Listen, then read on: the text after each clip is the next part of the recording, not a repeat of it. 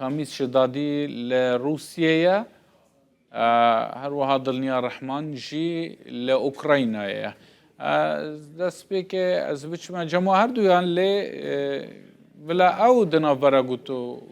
دناڤا خۆدا گوت و بێژان بکەن کامیز لە جەمتە چ هەیە هێڤیên ئاشتیە هەنە لە هەڤکردنێ هەنە و پشترا توتکاری ji دڵنیا خان پرس بکێک و لە ئوکراینایە کەل جەموێ چییە؟ دمش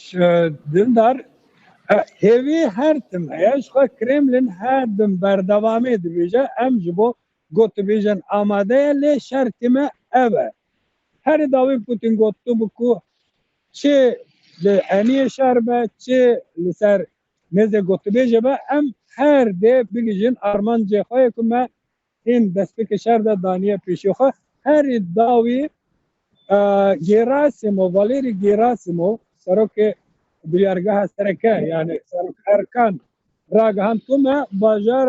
bajarê Krasnoarmeysk wergirtiye ez barim Dilniya Xan jî nas bike Dilniya Xan silav bote jî İcar eniyê şer da berdewamî veke em ji nîdayê Rûsyayê teqîb dikin Rusya artêşa Rusya her tim pêşva diçe yani artêşa Ukraynayê her tim di baştekşanê de ye herî dawî bajarê Krasnoarmeyskê hat çêk girtin niha Zelenskî li Londonê bû li gel lîderên Britanya Fransa û Almanyê re hevdîtin kir wan planekî alternatîv amade kiribûn nizanim navereka wan vê planê çi ye gel taqetê artêşa Ukraynayê maye ku di eniyê şer de berxa bide werka Amerîkayê dê ne îstixbaratê dide ne teknîk dişîne Ewropa dibêje fînansa me êdî ber bi xelasbûnê we ye tenê encam ew e ku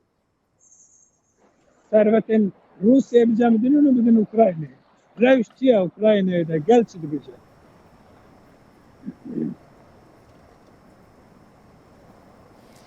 ڕاستە کامێز بێگومان ئەو ڕەشنووسین کە تازە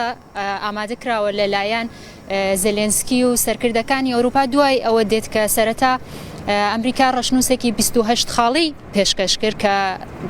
زۆربەی دانیشتوانی ئوکراینە و بە سەرکردەکانی ئوکراینە و ئەوروپاش گوتیان کە ئەمە زیاتر لە بەرژەوەندی رووسیەیە بۆیە مشتومڕێکی زۆری لێکەوتەوە ئەم ڕەشنووسێکی ئێستا ئامادەیە ڕەشنووسێکی 20 خاڵیە بڕیارە تا دوانیوەڕۆی ئەمڕۆ ئامادە بێ ڕەشنووسەکە بە دیاریکراوی خاڵ بە خاڵی ناوەڕۆکەکە تا ئێستا ڕانەگەیەندراوە بەڵام کۆی گشتی ئەو شتێک کە زێلێنسکی خۆی ڕاگەیاندووە دەڵێ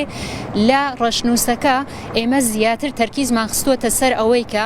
یەکپارچەیی خاکی ئوکراینا بپارێزرێت شتێکە هەر لە دوای ڕەشنووسی یەکەمی ئەمریکا ئوکراینا ئەوەی ڕەت کردەوە کە ئامادەی ئەوەی هەبێ ئەو خاکەی کە ئێستا لە کۆنتترۆڵی هێزەکانی رووسایە چۆڵ بکە بۆ هێزەکانی رووسیا و خۆی پاشەکشە بکە واتە بەپێ ئەو گفتوگۆیانەی کە هەم سەرکردەکانی ئەوروپا کردیان لە لەندەن هەم زێلێنسکی و هەم ئەوەی کە گفتوگۆی هەبوو لەگەڵ ناتۆش بە هەمان شێوە دەتوانم پێشبینیەوە بکەم کە ئەو شتێک کە ئامادەکراوە ئەوەیە کە بە هیچ شێوەیەک ئوکراینا ئامادە نییە کە ئەو ناوچانەی کە ئێستا لە کۆنتترۆڵی هێزەکانی رووسایە و پوتین ینی زۆر گوشار و سوورە لەسەر ئەوەی کە من ناتکێشمەوە پاش لە دۆنباسکە بەڕاستی کامێ من خۆم ئەمە بەلامەوە پرسیارە ئەگەر وا دایبنین کە ئوکراینا لە خاڵە تازەکان بڵێ کە من پاشەکشە ناکەم لە خاکی خۆم گەرنتی ئەمنیشی دەوێت هەروەها شتێک کە زانیم ئەوەیە کە یەکێک لە تەوەرە گفتوگۆکانیان ئەو پارە بلۆکراوەیەکە لە وڵاتانی ڕۆژاوایە واتە ئەمە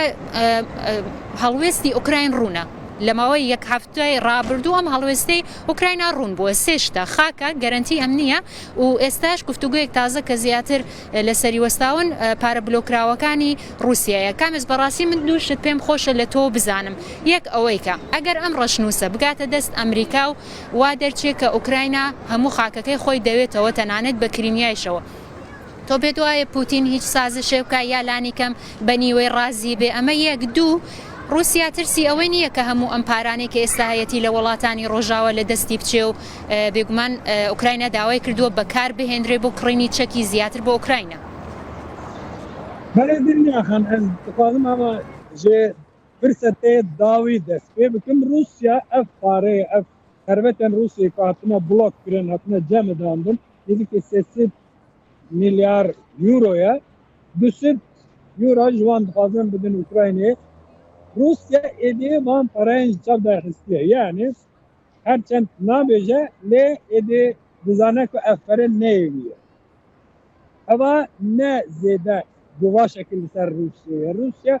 dikare yani dev ji ber ku ne li destê de ye. Ya aliyê din ku tu dibêje rewşa pozisyona Ukrayna zala aşkere ye nexwaze paştekşe bike lê taqet dîne berxe bide. Rusya her pêş da diçe û vekê min destpêkê de got serokwerkena Rusya dibêje me bajarê Krasnoarmeysk wergirt û niha amadekarî hemleyekî nû dikin. Trump jî got ku eger hûn razî nebin vê planê keremkî şer bikin. Û şer da jî hîn zêdetir hûn nabikin. Rewş kiştiye wê astı dinya. gelek spas Kamis Şedadî ji Mosko Dilnya Rehman jî ji Ukraynayê û li gel min bûn dem baş